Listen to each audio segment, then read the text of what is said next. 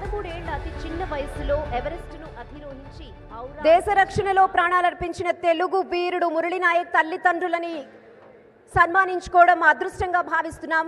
G Telugu news సగర్వంగా వాళ్ళని సన్మానిస్తోంది. వెంకయ్య నాయుడు గారిని కోరుతున్నాం వాళ్ళని సత్కరించవలసిందిగా.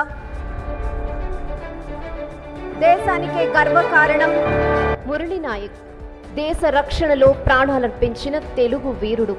ఇటీవల భారత్ పాకిస్తాన్ మధ్య జరిగిన యుద్ధంలో జవాన్ మురళీ నాయక్ వీరమరణం పొందారు. శ్రీ సత్యసాయి జిల్లాలోని కళ్ళితండా గ్రామానికి చెందిన అగ్నివీర్ ముదావత్ మురళీ నాయక్ శ్రీరామ్ నాయక్ జ్యోతిబాయి గిరిజన దంపతులకు వ్యవసాయ కుటుంబంలో జన్మించాడు. ఏకైక కుమారుడైన మురళీ నాయక్ని అమ్మమ్మ దగ్గర ఉంచి చదివించారు. డిగ్రీ పూర్తి చేసిన మురళీ నాయక్ భారతీయ రైల్వేలో ఉద్యోగం సంపాదించాడు. ఆ ఉద్యోగంతో ఆగిపోలేదు.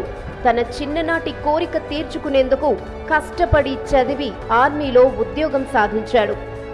2022లో అగ్నివీర్ రిక్రూట్మెంట్ పరీక్ష రాసి తన కల నెరవేర్చుకున్నాడు.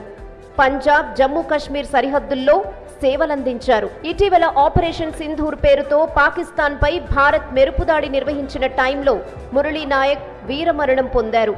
శ్రీ సత్యసాయి జిల్లాలోని అనాథల కోసం తన జీతం నుంచి నెలకు 10,000 రూపాయలు పంపేవాడని ఇటీవలే మురళీ నాయక్ తల్లిదండ్రులకు తెలిసింది.